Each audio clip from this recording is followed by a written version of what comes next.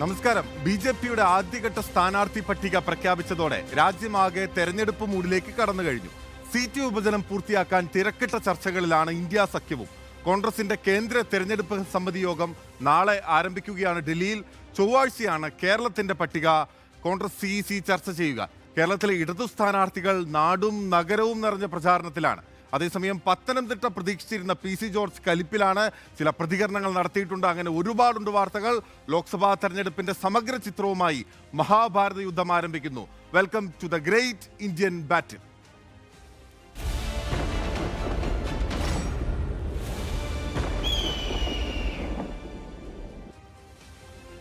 ആദ്യഘട്ട സ്ഥാനാർത്ഥി പട്ടിക പുറത്തു വന്നതോടെ BJP നേതാക്കൾ പ്രചാരണ രംഗത്ത് സജീവമായി.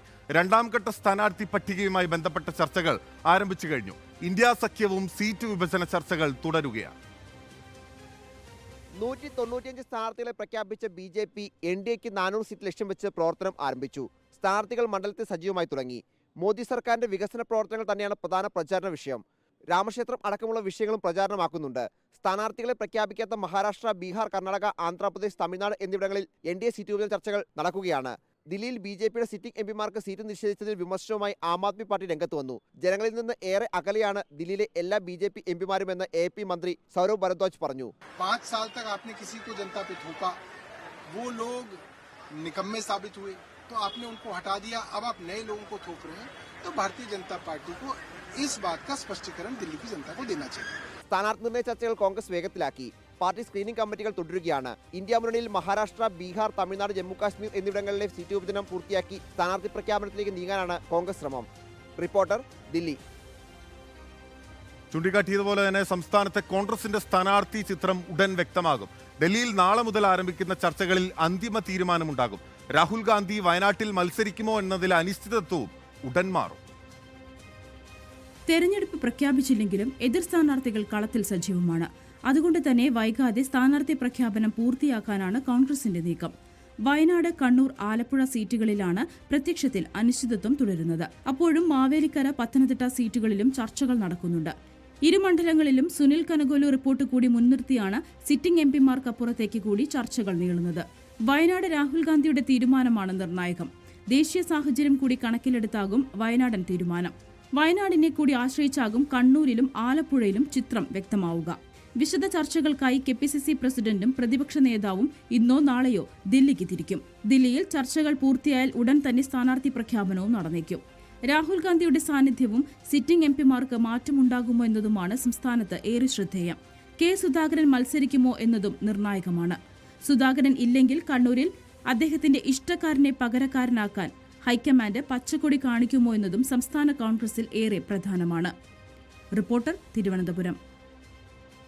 പത്തനംതിട്ടയിൽ സീറ്റ് കിട്ടാതെ വന്നതോടെ PC ജോർജ് ആദ്യത്തെ വെടിപൊട്ടിച്ചിരിക്കുകയാണ്. പത്തനംതിട്ടയിൽ താൻ സ്ഥാനാർത്ഥിയാകണമെന്ന് പ്രവർത്തകർ ആഗ്രഹിച്ചിരുന്നതായി PC ജോർജ് റിപ്പോർട്ടറിനോട് പറഞ്ഞു. സ്ഥാനാർത്ഥിത്വം ലഭിക്കാത്തതിൽ ക്രൈസ്തവ സംഘടനകൾക്ക് നിരാശയുണ്ട്. ആ നിരാശ തെരഞ്ഞെടുപ്പിൽ പ്രതിഫലിച്ചേക്കാം. വെള്ളാപ്പള്ളി നടേശനാണ് സ്ഥാനാർത്ഥിത്വത്തിന് തടസ്സം നിന്നത്.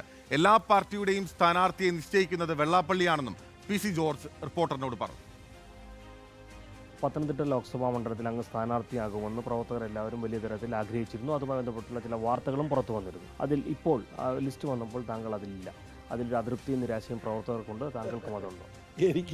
എനിക്ക് സന്തോഷമാണ്. എന്താണെന്ന് വെച്ചാൽ ഞാൻ ഒരിക്കലും സ്ഥാനാർത്ഥി ആഗ്രഹിക്കുകയോ ചോദിക്കുകയോ ചെയ്തിട്ടില്ല.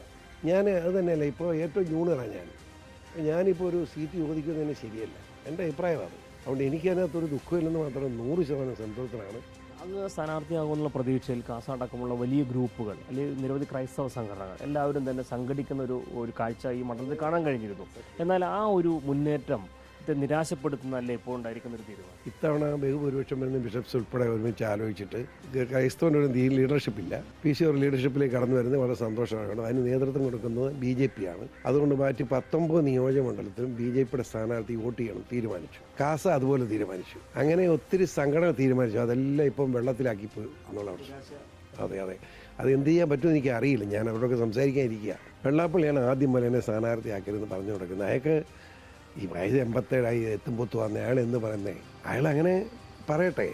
പക്ഷേ അയാളാണ് BJPയുടെ സ്ഥാനാർത്ഥി നിശ്ചയിക്കുന്നത് എനിക്കറിയത്തില്ലായിരുന്നു. അയാൾ BJPയുടെ സ്ഥാനാർത്ഥി നിശ്ചയിക്കും, SNDPയുടെ സ്ഥാനാർത്ഥി നിശ്ചയിക്കും, കോൺഗ്രസിൻ്റെ സ്ഥാനാർത്ഥിയും CPM എല്ലാ പാർട്ടിയും സ്ഥാനാർത്ഥി നിശ്ചയിക്കുന്ന വെള്ളാപ്പള്ളിയാണ് എന്ത് എളുപ്പമാണ്. എന്നാൽ സർവകലാപല്ല പറയാനുള്ളൂ. എനിക്ക് കളഞ്ഞ എത്ര വലിയ വിവരമുള്ളവരാണെന്ന് എനിക്ക് തോന്നുന്നില്ല.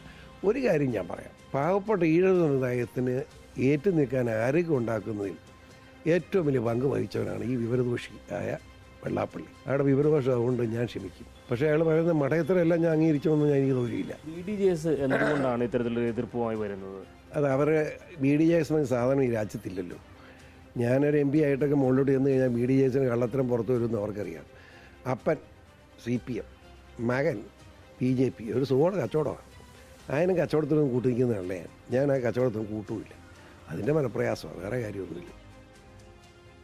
എന്നാൽ PC ജോർജിന്റെ പ്രശ്നങ്ങൾ പരിഹരിക്കാനാകും എന്ന് തന്നെയാണ് പത്തനംതിട്ടയിലെ BJP സ്ഥാനാർത്ഥി അനിൽ ആന്റണി കരുതുന്നത്. പത്തനംതിട്ടയെ പ്രതിനിധീകരിക്കാൻ അനുയോജ്യൻ താനാണെന്ന് NDA സ്ഥാനാർത്ഥി അനിൽ ആന്റണി റിപ്പോർട്ടറിനോട് പറഞ്ഞു. മോദിയുടെ വികസന നേട്ടങ്ങൾ തന്നെയാകും പ്രധാന പ്രചാരണായുധം. ശബരിമലയിലെ അടിസ്ഥാന സൗകര്യ വികസനത്തിൽ LDFും UDFും ഒരേപോലെ പരാജയപ്പെട്ടു. മണ്ഡലത്തിൽ PC ജോർജിന്റെ കൂടി പിന്തുണ ലഭിക്കുമെന്ന് അനിൽ ആന്റണി പറഞ്ഞു. പത്തനംതിട്ടയിലെ NDA സ്ഥാനാർത്ഥി അനിൽ ആന്റണി റിപ്പോർട്ടിനൊപ്പം ചേരുകയാണ്. ആദ്യമേ അഭിനന്ദനങ്ങൾ. ആദ്യ മത്സരമാണ്, അതും ലോക്സഭാ തെരഞ്ഞെടുപ്പിൽ. എങ്ങനെ തോന്നുന്നു? ആദ്യമായിട്ടൊക്കെ ഭാരതീയ ജനതാ പാർട്ടിയുടെ നേതൃത്വം ശ്രീ നരേന്ദ്രമോദിജി, ശ്രീ അമിത്ഷാജി, ശ്രീ നഡ്ഡാജി, ശ്രീ സന്തോഷ് ജി, കേരളത്തിൻ്റെ നേതൃത്വം, ഇവരോടെല്ലാം നന്ദി രേഖപ്പെടുത്തുന്ന കാര്യം. ഇതുപോലൊരു ഉത്തരവാദിത്തം എനിക്ക് നൽകിയിട്ടുണ്ട്. വളരെ വളരെ ചാലഞ്ചിങ് ആയിട്ടുള്ള ഉത്തരവാദിത്തമാണ്. പക്ഷേ തീർച്ചയായിട്ടും വിജയിക്കുമെന്ന് തന്നെയാണ് എൻ്റെ വിശ്വാസം. പത്തനംതിട്ട എങ്ങനെയാണ് നോക്കിക്കാണുന്നത്? പ്രത്യേകിച്ച് ശബരിമല ഉൾപ്പെടെയുള്ള സ്ഥലങ്ങൾ, അതോടൊപ്പം തന്നെ ന്യൂനപക്ഷ വിഭാഗമൊക്കെ ഉള്ള ഒരു മണ്ഡലമാണ്. വിശ്വാസികളുടെ ഇടയിൽ ഏറ്റവും പവിത്രമായൊരു പുണ്യഭൂമിയിലൊന്നാണ് ശബരിമലയിൽ.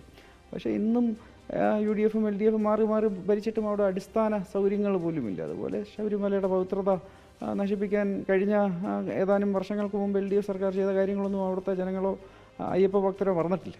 അപ്പോൾ ഇതെല്ലാം വിഷയങ്ങൾ തന്നെയാണ്. പക്ഷേ ഈ തെരഞ്ഞെടുപ്പിൽ നമ്മുടെ ഏറ്റവും വലിയ ശക്തി ശ്രീ നരേന്ദ്രമോദിജിയാണ്.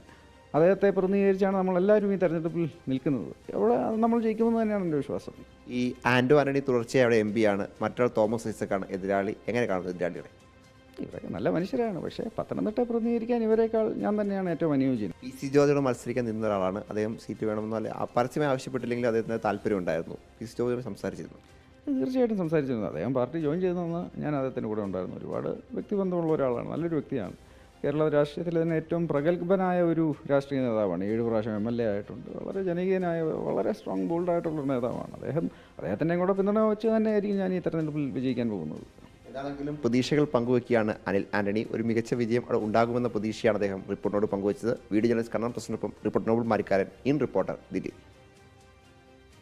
എന്നാൽ അനിൽ ആന്റണി തന്നെയാണ് ഏറ്റവും യോഗ്യൻ BJPക്ക് പത്തനംതിട്ടയിൽ നിർത്താൻ എന്ന് പറയുകയാണ് എതിരാളി ഡോക്ടർ TM തോമസ് ഐസക്ക്.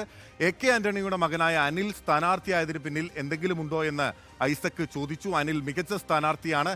കിഫ്ബിയെക്കുറിച്ച് ജനത്തിന് പ്രതികൂല ചിന്തനയില്ല. പത്തനംതിട്ടയിൽ തകർപ്പൻ ജയം നേടുമെന്നും തോമസ് ഐസക് റിപ്പോർട്ടറിനോട് പറഞ്ഞു.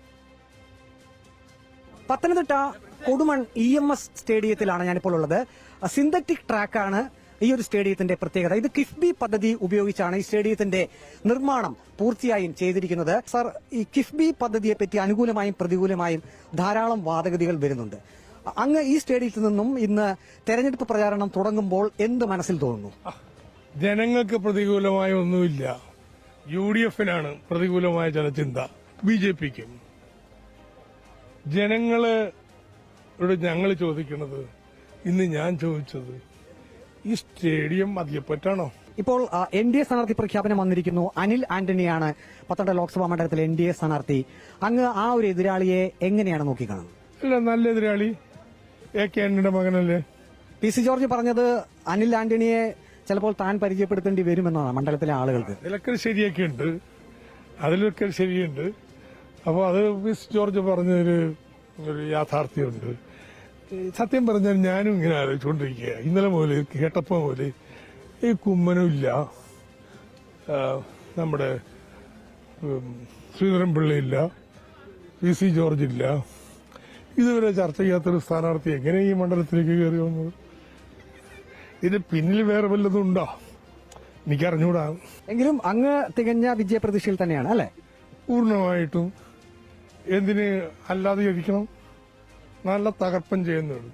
ഏതായാലും പത്തനംതിട്ട ലോക്സഭാ മണ്ഡലത്തിൽ കിഫ്ബി പദ്ധതി ഉപയോഗിച്ച് നിർമ്മിച്ച റോഡുകൾ, പാലങ്ങൾ, ഇത്തരത്തിലുള്ള സ്റ്റേഡിയങ്ങൾ, ഇക്കാര്യങ്ങൾ മുൻനിർത്തിയായിരിക്കും ഇടതുമുന്നണി സ്ഥാനാർത്ഥി ഡോക്ടർ തോമസ് ഐസക് പ്രചരണ രംഗത്തേക്ക് ഇറങ്ങിയിരിക്കുന്നത് എന്നുള്ളതാണ് ഏറ്റവും വലിയ പ്രത്യേകത. അതേസമയം തന്നെ UDFും NDAയും കിഫ്ബി പദ്ധതികളുടെ ദോഷവശങ്ങൾ ചൂണ്ടിക്കാണിച്ചുകൊണ്ടായിരിക്കും ഡോക്ടർ തോമസ് ഐസക്കിനെ നേരിടുക. വീഡിയോ ജേർണലിസ്റ്റ് സജി കുടുംബനൊപ്പം reporter Praveen Purushothaman, in reporter, Pathanamthitta. അതേസമയം PC ജോർജിനെ തള്ളിപ്പറയുകയാണ് കോഴിക്കോട്ടെ NDA സ്ഥാനാർത്ഥി MT രമേശ്. പത്തനംതിട്ടയിൽ അനിൽ ആന്റണി എണ്ണം പറഞ്ഞ സ്ഥാനാർത്ഥിയാണ്. കേരളം അറിയുന്ന യുവ നേതാവാണ് അനിൽ. PC ജോർജിന് എന്തെങ്കിലും പ്രശ്നമുണ്ടെങ്കിൽ നേതൃത്വം ഇടപെട്ട് പരിഹരിക്കുമെന്നും MT രമേശ് റിപ്പോർട്ടറിനോട് പറഞ്ഞു. കോഴിക്കോട് മണ്ഡലം NDA സ്ഥാനാർത്ഥി MT രമേശ് ഇപ്പോൾ പ്രചാരണ പരിപാടികളിലേക്ക് കടന്നിട്ടുണ്ട്. അദ്ദേഹം തളി ക്ഷേത്രത്തിൽ ദർശനം നടത്തിയതിന് ശേഷമാണ് അത്തരം പ്രചാരണ പരിപാടിയിലേക്ക് കടക്കുകയും ചെയ്യുന്നത്. മണ്ഡലത്തെ സംബന്ധിച്ച് വലിയ തരത്തിലുള്ള വിജയപ്രതീക്ഷ MT രമേശ് പങ്കുവയ്ക്കുന്നു. രമേശ് ചേട്ടാ, ഇപ്പോൾ പൂർണ്ണമായും പ്രചാരണ രംഗത്തേക്ക് ഇറങ്ങിക്കഴിഞ്ഞിരിക്കുന്നു. എങ്ങനെയാണ് ഈ ഒരു ആദ്യ ദിനത്തിലെ അങ്ങയുടെ പ്രതീക്ഷ? ഞങ്ങളെ സംബന്ധിച്ചിടത്തോളം നല്ല ആത്മവിശ്വാസമുണ്ട്. കാരണം ഈ പ്രാവശ്യം ജനങ്ങളോട് ഞങ്ങൾ വോട്ട് ചോദിക്കുന്നത് നരേന്ദ്രമോദിക്കാണ്. മോഡിക്കൊരു വോട്ട് എന്നുള്ളതാണ് തെരഞ്ഞെടുപ്പിൽ ഞങ്ങളുടെ മുദ്രാവാക്യം. അപ്പോൾ രാഷ്ട്രീയത്തിന് അതീതമായി BJP രാഷ്ട്രീയത്തോട് താല്പര്യമില്ലാത്ത ആളുകൾ പോലും നരേന്ദ്രമോദിയോട് താല്പര്യമുണ്ട്. ഒരു പ്രോ നരേന്ദ്രമോദി വേവ് കേരളത്തിലുടനീളമുണ്ട്. അത് കോഴിക്കോടും പ്രകടമാണ്. PC ജോർജ് ചില അതൃപ്തി അറിയിച്ച് പത്തനംതിട്ടയിൽ രംഗത്ത് വരുന്ന സാഹചര്യം ഉണ്ടായിട്ടുണ്ട്. BDJസും പിണറായി വിജയനും പറഞ്ഞതുകൊണ്ടാണ് തനിക്ക് സീറ്റ് കിട്ടാതെ പോയത് എന്ന് അദ്ദേഹം പരസ്യമായി തന്നെ പ്രതികരിക്കുന്ന സാഹചര്യം ഉണ്ടായിട്ടുണ്ട്. ഏതെങ്കിലും തരത്തിൽ പത്തനംതിട്ടയിൽ അത് ബാധിക്കുന്നു കരുതുന്നു? അല്ല, ഒന്ന് അദ്ദേഹത്തിൻ്റെ പ്രസ്താവന ഞാൻ കണ്ടിട്ടില്ല. ഏത് സാഹചര്യത്തിലാണ് അദ്ദേഹം പറഞ്ഞത് എന്നും അറിയില്ല. പത്തനംതിട്ടയിൽ BJP പ്രഖ്യാപിച്ചിട്ടത് ഏറ്റവും എണ്ണം പറഞ്ഞിട്ടുള്ള സ്ഥാനാർത്ഥിയാണ്. കേരളത്തിലെയും ഇന്ത്യയിലെയും കോൺഗ്രസിൻ്റെ ഏറ്റവും പ്രമുഖനായിട്ടുള്ള ഒരു നേതാവിൻ്റെ മകനെയാണ് ഞങ്ങൾ പത്തനംതിട്ട ജില്ലയിൽ പ്രഖ്യാപിച്ചിട്ടുള്ളത്. സ്വാഭാവികമായിട്ടും പത്തനംതിട്ട ജില്ലയിലെ കോൺഗ്രസ് പ്രവർത്തകന്മാരുടെ മനസ്സിൽ AK ആൻ്റണിയോടുള്ള വികാരം നമുക്കെല്ലാവർക്കും അറിയാവുന്ന കാര്യമാണല്ലോ. അനിൽ ആൻ്റണി എന്ന് പറയുന്ന ചെറുപ്പക്കാരനായിട്ടുള്ള രാഷ്ട്രീയ നേതാവിനെ കോൺഗ്രസിൻ്റെ IT വിഭാഗത്തിൻ്റെ തലവനായിരുന്നു കൊണ്ട് പ്രവർത്തിച്ച ഒരാളെ കേരളം അറിയുന്ന ഒരു യുവ നേതാവിനെയാണ് ഞങ്ങൾ പത്തനംതിട്ടയിൽ പ്രഖ്യാപിച്ചത്. പത്തനംതിട്ടയിലെ എല്ലാ വിഭാഗങ്ങളെയും വോട്ട് സമാഹരിക്കാൻ സാധിക്കുന്ന വ്യക്തിയാണ്. അതുകൊണ്ട് ഈ പ്രാവശ്യം പത്തനംതിട്ട ജില്ലയിൽ ഞങ്ങൾക്കൊരു സംശയമില്ല, അനിൽ ആൻ്റണി നല്ല ഭൂരിപക്ഷത്തോടു കൂടി ജയിക്കും. PCയുടെ പരാതികളും പരിഹരിക്കും. അത് പരിഹരിക്കും. PC ജോർജ് ഇപ്പം BJPയുടെ ഭാഗമാണല്ലോ. BJP പ്രവർത്തകനാണ് അദ്ദേഹം, BJPയുടെ നേതാവാണ് അദ്ദേഹം. സ്വാഭാവികമായിട്ടും അദ്ദേഹത്തിന് എന്തെങ്കിലും വിഷയമുണ്ടെങ്കിൽ പാർട്ടി നേതൃത്വം അത് പരിഹരിക്കും. Thank you. എന്തായാലും പ്രചാരണം സജീവമായി നടക്കട്ടെ എന്ന് ആശംസിക്കും. MT രമേശാണ് ഇപ്പോൾ റിപ്പോർട്ടറിനോട് സംസാരിച്ചിട്ടുള്ളത്. പ്രചാരണ പ്രവർത്തനങ്ങളുമായി NDA സ്ഥാനാർത്ഥി മുന്നോട്ട് പോവുകയും ചെയ്യുകയാണ്. വീഡിയോ ജേർണലിസ്റ്റ് ജിബേഷ് ഇക്കൊപ്പം reporter Deepak Malayamma, in reporter, Kozhikode. എന്നാൽ PC ജോർജിന്റെ അതൃപ്തിയെക്കുറിച്ച് അറിയില്ലെന്ന് കേന്ദ്ര സഹമന്ത്രി V മുരളീധരൻ പറഞ്ഞു. PC ജോർജിനോട് ഇക്കാര്യം സംസാരിച്ചിട്ടില്ല. ആറ്റിങ്ങൽ മണ്ഡലത്തിൽ അനുകൂല സാഹചര്യമാണെന്നും കേന്ദ്ര സർക്കാരിന്റെ വികസനത്തിന് വോട്ട് കിട്ടുമെന്നും V മുരളീധരൻ പറഞ്ഞു. എനിക്കറിയില്ല അതിനെക്കുറിച്ച്. കാരണം PC ജോർജ് ഞാനും തമ്മിൽ സീറ്റിനെ കുറിച്ചൊന്നും സംസാരിച്ചിട്ടില്ല. പിന്നെ എന്താണ് PC ജോർജ് കൃത്യമായിട്ട് പറഞ്ഞത് എന്ന് എനിക്ക് അദ്ദേഹത്തോട് സംസാരിക്കാനും പറ്റിയില്ല. കഴിഞ്ഞ തവണയും സിറ്റിംഗ് MP മത്സരിച്ചപ്പോഴാണ് ശോഭാ സുരേന്ദ്രൻ വോട്ട് വർദ്ധിപ്പിച്ചത്. ഈ തവണയും സിറ്റിംഗ് MP വർദ്ധിപ്പിക്കുമ്പോൾ BJP വീണ്ടും മുന്നോട്ട് പോകും. നരേന്ദ്രമോദി വീണ്ടും ഭരണത്തിൽ വരും എന്നുറപ്പായ സാഹചര്യത്തിൽ നരേന്ദ്രമോദിയെ പിന്തുണക്കുന്ന ഒരു MPയെ തെരഞ്ഞെടുക്കണോ അതോ പ്രതിപക്ഷത്തിരിക്കാൻ ഒരു MPയെ തെരഞ്ഞെടുക്കണോ എന്നുള്ള ചോദ്യം അവിടുത്തെ വോട്ടർമാരുടെ മുന്നിൽ വരുമ്പോൾ സ്വാഭാവികമായും ജനങ്ങൾ, വികസനം ആഗ്രഹിക്കുന്ന ജനങ്ങൾ നരേന്ദ്രമോദിയെ പിന്തുണക്കുന്ന MPയെ തെരഞ്ഞെടുക്കാൻ തന്നെ ആഗ്രഹിക്കും.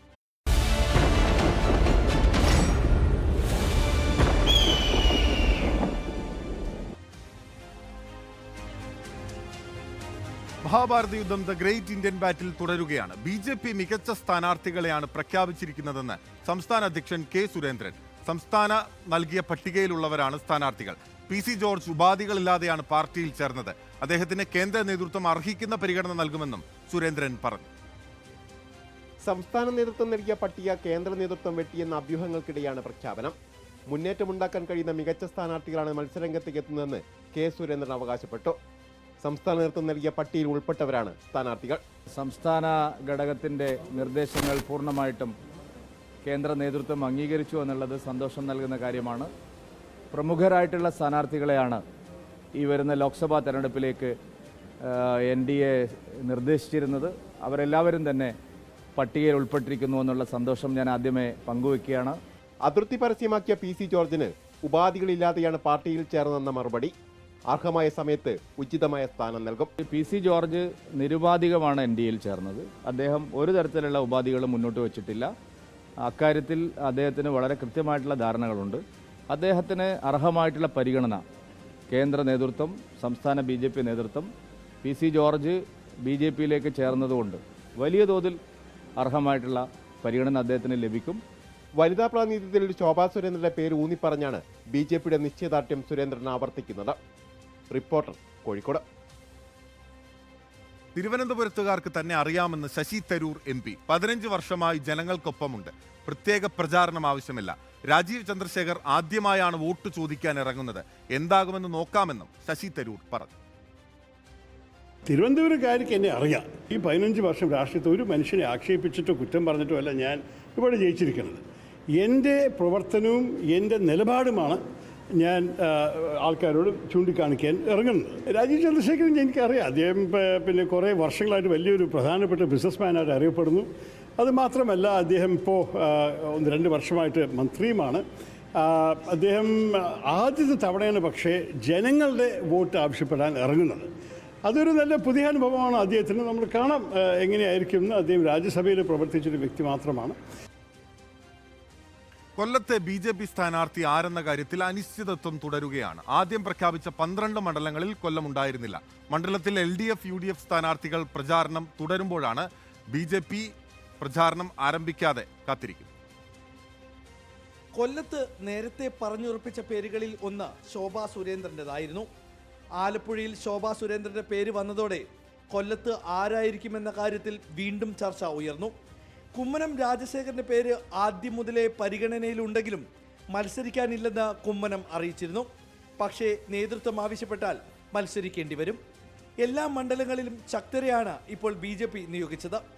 കൊല്ലത്ത് NK പ്രേമചന്ദ്രനെതിരെ BJP ശക്തരായ സ്ഥാനാർത്ഥികളെ നിർത്തില്ലെന്നാണ് ഇടതുപക്ഷം ആരോപിക്കുന്നത്. പ്രേമചന്ദ്രന് BJP ചായ്വുണ്ടെന്നും ഇവർ പറയുന്നു. പ്രധാനമന്ത്രിയുടെ സ്നേഹവിരുന്നും പ്രധാനമന്ത്രിയുടെ ഓഫീസിനെ പൊക്കിപ്പറഞ്ഞതുമെല്ലാം ഇടതുപക്ഷം ഇപ്പോൾ തിരഞ്ഞെടുപ്പ് ആയുധമാക്കി മാറ്റിയിട്ടുണ്ട്. ശക്തനായ ഒരു സ്ഥാനാർത്ഥി വന്നാൽ BJPക്ക് വോട്ട് വർദ്ധിക്കുകയാണ് ചെയ്യുക. അങ്ങനെ ലഭിക്കുന്ന വോട്ട് പ്രേമചന്ദ്രന് ലഭിച്ചുകൊണ്ടിരിക്കുന്ന വോട്ടാകുമെന്നാണ് ഇടതുപക്ഷം കണക്ക് കൂട്ടുന്നത്. ഇന്നലെ മുതൽ UDF സ്ഥാനാർത്ഥി NK പ്രേമചന്ദ്രന്റെ തിരഞ്ഞെടുപ്പ് പ്രചരണം ആരംഭിച്ചു കഴിഞ്ഞു. മത്സരിക്കുന്ന സ്ഥാനാർത്ഥികൾക്ക് ആത്മവിശ്വാസമില്ലെങ്കിൽ തെരഞ്ഞെടുപ്പിൽ നിന്ന് മത്സരിക്കുന്നതിനൊരു അർത്ഥവുമില്ല. അത്തരമൊരു ആത്മവിശ്വാസം പ്രകടിപ്പിക്കുന്നതിൽ ഒരു തെറ്റും ഞാൻ കാണുന്നില്ല. ഞങ്ങളെ സംബന്ധിച്ചിടത്തോളം നല്ല വിശ്വാസമാണുള്ളത്. തെരഞ്ഞെടുപ്പിൽ നല്ല ഭൂരിപക്ഷത്തോടു കൂടി വിജയിക്കും. ഇന്ന് BJPയുടെ സ്ഥാനാർത്ഥി നിർണയമുണ്ടായാൽ കൊല്ലവും തിരഞ്ഞെടുപ്പ് തിരക്കിലേക്ക് കടക്കും. നിലവിൽ സിറ്റിംഗ് MP NK പ്രേമചന്ദ്രനും സിറ്റിംഗ് MLA M മുകേഷും പ്രചരണം ആരംഭിച്ചു കഴിഞ്ഞു. റിപ്പോർട്ടർ, കൊല്ലം. കാസർഗോഡ് ലോക്സഭാ മണ്ഡലത്തിൽ ആദ്യഘട്ട പ്രചാരണ പരിപാടികൾക്ക് തുടക്കമിട്ട് UDF. കാസർഗോഡിന്റെ രാഷ്ട്രീയ സാഹചര്യം UDFന് അനുകൂലമാണെന്നും 2019 അട്ടിമറി വിജയം വീണ്ടും ആവർത്തിക്കുമെന്നും DCC പ്രസിഡന്റ് PK ഫൈസൽ റിപ്പോർട്ടറിനോട് പറഞ്ഞു. കേന്ദ്ര സംസ്ഥാന സർക്കാരുകളുടെ ജനദ്രോഹ നടപടികൾക്കെതിരായി ജനങ്ങൾ വിധിയെഴുതാൻ കാത്തുനിൽക്കുകയാണ്. കാസർഗോഡ് ലോക്സഭാ മണ്ഡലം LDFന്റെ കോട്ടയെന്ന് പറയുന്നത് തെറ്റാണെന്നും ഫൈസൽ പറഞ്ഞു. ലോക്സഭാ തെരഞ്ഞെടുപ്പിൽ UDF ഔദ്യോഗികമായി സ്ഥാനാർത്ഥികളെ പ്രഖ്യാപിച്ചിട്ടില്ലെങ്കിലും കാസർഗോഡ് ലോക്സഭാ മണ്ഡലത്തിൽ ആദ്യഘട്ട തെരഞ്ഞെടുപ്പ് പ്രചാരണത്തിനൊക്കെ തുടക്കം കുറിച്ചിട്ടുണ്ട്. ഇപ്പോൾ കാസർഗോഡിൻ്റെ DCC പ്രസിഡന്റ് PK ഫൈസൽ ഇപ്പോൾ റിപ്പോർട്ടറിനൊപ്പം ചേരുകയാണ്. ഈ 2019 രാജ്മോഹൻ ഉണ്ണിത്താൻ വലിയൊരു അട്ടിമറി വിജയമാണ് ഈ കാസർഗോഡ് നേടിയിട്ടുണ്ടായിരുന്നത്. ആ ഒരു അട്ടിമറി വിജയം ഈ ഒരു തെരഞ്ഞെടുപ്പിൽ അതൊരു 2019 വീണ്ടും ആവർത്തിക്കുമോ? അങ്ങനെയാണെങ്കിൽ 100% ആവർത്തിക്കും. കാരണം രാഷ്ട്രീയ സാഹചര്യം UDFന് അനുകൂലമാണ്. ഒന്ന്, കേന്ദ്ര സംസ്ഥാന സർക്കാരുകളുടെ ജനദ്രോഹ നയങ്ങൾക്കെതിരായി ജനങ്ങൾ വിധിയെഴുതുവാൻ കാത്തു നിൽക്കുകയാണ്. കാരണം ജനങ്ങൾക്ക് ജീവിക്കാൻ പോലും പറ്റാത്ത ഒരവസ്ഥയാണുള്ളത്. ഇതൊരു വലിയ ഒരു ത്രികോണ മത്സരം എന്ന തരത്തിലേക്കൊക്കെ പോകുമോ? എങ്ങനെയാണ് ഇനി? LDFന്റെ കോട്ടയായിരുന്നു കാസർഗോഡ് നേരത്തെയൊക്കെ തന്നെ. അത് പൊളിച്ചിട്ടാണ് ഈ 2019 രാജ്മോഹൻ ഉണ്ണിത്താൻ പിടിച്ചെടുക്കുന്നത്.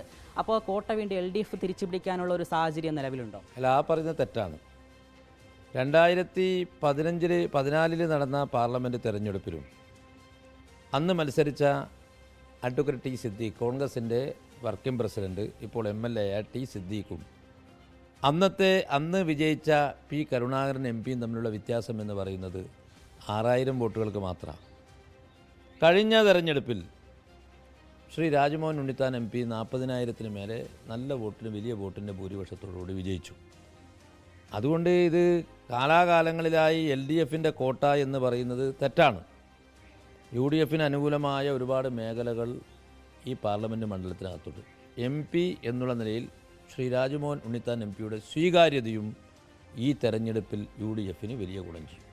എന്തായാലും ഉറപ്പിച്ചിരിക്കുകയാണ് UDF വലിയ രീതിയിലുള്ള ഒരു പോരാട്ടം നടത്തി വിജയം ഉറപ്പാക്കുമെന്ന് തന്നെയാണ് പറഞ്ഞിരിക്കുന്നത്. വീഡിയോ ജേർണലിസ്റ്റ് ഇബ്രാഹിമിനൊപ്പം reporter Arjun Hema, in reporter, Kasaragod. വികസനം എവിടെയെന്ന എതിരാളികളുടെ ചോദ്യത്തിന് രേഖാമൂലം മറുപടി നൽകി കോട്ടയത്തെ LDF സ്ഥാനാർത്ഥി തോമസ് ചാഴികാടൻ 5 വർഷം മണ്ഡലത്തിൽ നടത്തിയ വികസന രേഖകൾ പുസ്തക രൂപത്തിൽ പുറത്തിറക്കി. വികസന തുടർച്ചയ്ക്ക് എന്ന പേരിലുള്ള വികസന രേഖ CPI ജില്ലാ സെക്രട്ടറി അഡ്വക്കേറ്റ് VB ബിനുവിന് മന്ത്രി VN വാസവൻ നൽകി പ്രകാശനം ചെയ്തു.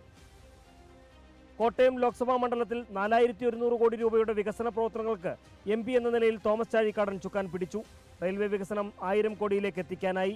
ഗ്രാമീണ റോഡ് വികസനം മറ്റു മണ്ഡലങ്ങളെ അപേക്ഷിച്ച് 35% മുന്നിലെത്തി. MP ഫണ്ട് ഉപയോഗിച്ച് 282 പദ്ധതികൾ പൂർത്തീകരിച്ചതിന്റെയും വിശദാംശങ്ങളാണ് വികസന രേഖയിലുള്ളത്.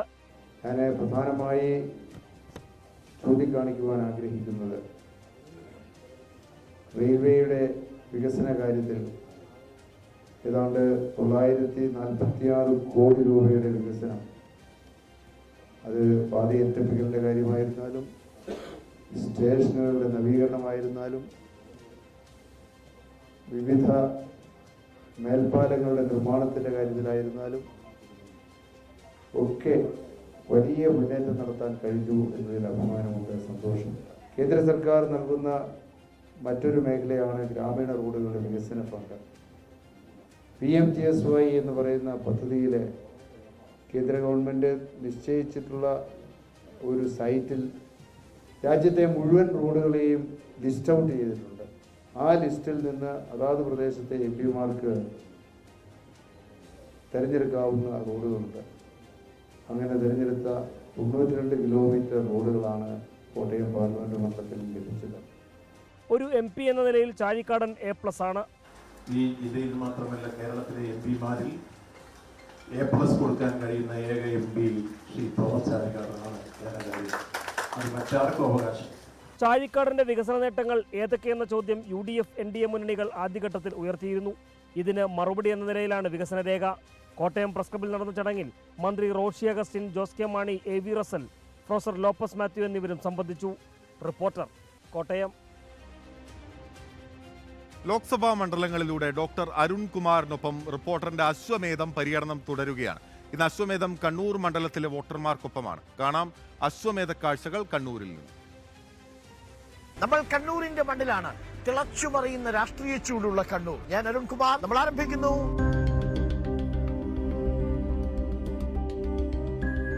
നമസ്കാരം ചേട്ടാ. രാഷ്ട്രീയ ചൂട് എങ്ങനെയുണ്ട്? കടുക്കുവോ മത്സരം? മത്സരം തീമാറും. ശക്തി ഉണ്ടോ? ഹലോ തക്കാളി ചേട്ടാ, നമസ്കാരം.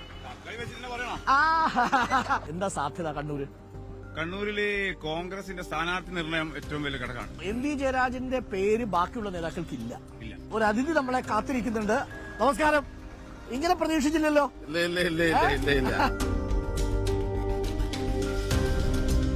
ഞാൻ കുതിരപ്പുറത്തുനിന്ന് ഇറങ്ങി.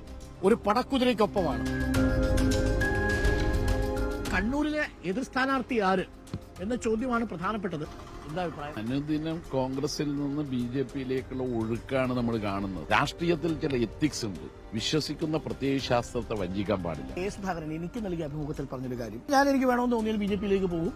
അദ്ദേഹമാണ് മത്സരിക്കുന്നതെങ്കിൽ മത്സരം ശക്തമാകും. കഴിഞ്ഞ 5 വർഷം ഒരു MPയുടെ സാന്നിധ്യം ഉണ്ടായിരുന്നില്ല. ലീഗിന് വളരെ നിർണായകമായ സ്വാധീനം 4 മണ്ഡലങ്ങളിലുണ്ട് കണ്ണൂർ. മുന്നണിയെ ശിഥിലമാക്കുന്ന ചില നിലപാടുകൾ കോൺഗ്രസ് സ്വീകരിച്ചു വരുന്നതിൽ അങ്ങേയറ്റം പ്രയാസവും ബുദ്ധിമുട്ടും ലീഗിനുണ്ട്. എങ്ങനെയാ പൊതുവെ ഒരു രാഷ്ട്രീയ അന്തരീക്ഷം? തീപാറണം. MV ജയരാജനും K സുധാകരനും ആണെങ്കിൽ ഒന്നും പറയാൻ പറ്റില്ല. നമുക്കൊപ്പം BJP സ്ഥാനാർത്ഥി കൂടി എത്തിച്ചേർത്തിട്ടുണ്ട്. പയ്യാമ്പലം ബീച്ചിൽ സ്മരണകൾ ഇരമ്പുന്ന ബീച്ചാണ്. BJP സ്ഥാനാർത്ഥിയായി പഴയ DCC ഭാരവാഹി വരുന്നു എന്നുള്ളത് ചിലരിലെങ്കിലും ഇന്നലെ വളരെ പെട്ടെന്ന് ഞെട്ടലുണ്ടാക്കി. പൂർണ്ണ സംതൃപ്തി. ഇത് ചരട് വലിച്ചൊരു കക്ഷി ഇവിടെ നിൽപ്പുണ്ട്. കോൺഗ്രസിനകത്ത് നിൽക്കുന്ന പല നേതാക്കന്മാരിപ്പോ പറയുന്നത് രഘുവേട്ടനാണ് കണ്ണൂരിലെ സ്ഥാനാർത്ഥിയായി വരുന്നതെങ്കിൽ നമ്മൾ ഒന്നും നോക്കില്ല, വോട്ട് രഘുവേട്ടനായിരിക്കും. പാർട്ടി വിടാൻ പ്രേരിപ്പിച്ചത് കോൺഗ്രസിനുള്ളിൽ നേരിട്ട അപമാനമാണ്. അതും ഒരു ഘടകം. കെ സുധാകരനെ നിസ്സഹായനായി നിർത്തുന്നത് ആരാണ്? കണ്ണൂർ ജില്ലാ DCCയുടെ ചില ആളുകൾ. താങ്കൾ നേരത്തെ എടുത്ത നിലപാടിനോട് വളരെ വല്ലാതെ രീതിയിൽ വ്യത്യാസപ്പെട്ട് നിൽക്കുന്നില്ലേ BJPയുടെ ആശയം? കോൺഗ്രസിനകത്ത് ശിഥിലമായിക്കൊണ്ടിരിക്കുന്ന കോൺഗ്രസ്, ഒരു ലീഡർഷിപ്പ് ഇല്ലാത്ത കോൺഗ്രസ്, കുടുംബാധിപത്യത്തിലേക്ക് ഓരോ ദിവസവും പോയിക്കൊണ്ടിരിക്കുന്ന കോൺഗ്രസ് എത്ര ശതമാനം വോട്ട് പിടിക്കും? ശതമാനത്തെ കുറിച്ചുള്ള വിജയിക്കും. Thank you. All the best. All the best. ഞങ്ങളുടെ ആത്മവിശ്വാസം. പുതിയ രാഷ്ട്രീയ തട്ടകത്തിന്, പുതിയ രാഷ്ട്രീയ ജീവിതത്തിന്. നമസ്കാരം മാർട്ടിൻ. ഒന്ന് കുതിരപ്പുറത്ത് കയറിയാലോ ഈ വേഷത്തിൽ? ഞാനൊന്ന് ഇറങ്ങിയിട്ട് ചോദിക്കുന്നതാണ് ബുദ്ധി. Yes, thank you. K Sudhakaran തന്നെയായിരിക്കും. അതിപ്പോ പറഞ്ഞ പോലെ തീരുമാനമായിട്ട് രഘുനാഥ് BJPയിലേക്ക് പോയതിനെ കുറിച്ചൊരു സിംഗിൾ കമന്റ്. അല്ല, അത് ഒരു കമന്റ് അറിയിക്കുന്നില്ല. സംഘടനാ തലത്തിൽ വളരെ സ്വാധീനമുള്ള ഒരാൾ നിൽക്കുമ്പോൾ മറുവശത്ത് ജയന്തോ അല്ലെങ്കിൽ അബ്ദുൾ റഷീദോ ഒക്കെ വന്നാൽ ആ രീതിയിൽ അക്സെപ്റ്റ് ചെയ്യപ്പെടുമോ? CPM-ന്റെ കേന്ദ്ര കമ്മിറ്റി മെമ്പറാണ് കഴിഞ്ഞ തവണ മത്സരിച്ചത്. ജില്ലാ സെക്രട്ടറിയാണ് കേന്ദ്ര കമ്മിറ്റി മെമ്പറാണോ വലുത്? അതും പക്ഷേ അത് നേരിട്ടത് കെ സുധാകരനാണ്. അതിനു മുമ്പ് പലതവണ കേന്ദ്ര കമ്മിറ്റി മെമ്പർ മറ്റവരൊക്കെ മത്സരിച്ചിട്ടുണ്ട്. ഇതൊന്നും നമ്മളെ സംബന്ധിച്ചുള്ള വിഷയമല്ല. Thank you Martin. നമുക്ക് വൈകുന്നേരം കാണാം കുരുക്ഷേത്രത്തിൽ. Thank you. കണ്ണൂർ മണ്ഡലത്തിൽ നമ്മൾ പയ്യാമ്പലം ബീച്ചിലാണ് അവസാനിപ്പിക്കുന്നത്. ഇനി നമ്മൾ നാളെ വീണ്ടും കണ്ടുമുട്ടുന്നത് കാസർഗോഡ് മണ്ഡലത്തിലായിരിക്കും. സപ്തഭാഷാ സംഗമഭൂമിയിൽ ഞാനെത്തും. എനിക്കൊപ്പം നിങ്ങളുടെ പ്രിയപ്പെട്ട ജാക്കിയും. അങ്ങനെ അനുനിമിഷം കത്തിപ്പടരുകയാണ് രാജ്യത്തിന്റെ തെരഞ്ഞെടുപ്പ് കളം. ആധുനിക മഹാഭാരത യുദ്ധത്തിന്റെ കഥകൾ അവസാനിക്കുന്നില്ല. അതിലേക്ക് തിരിച്ചു വരാം.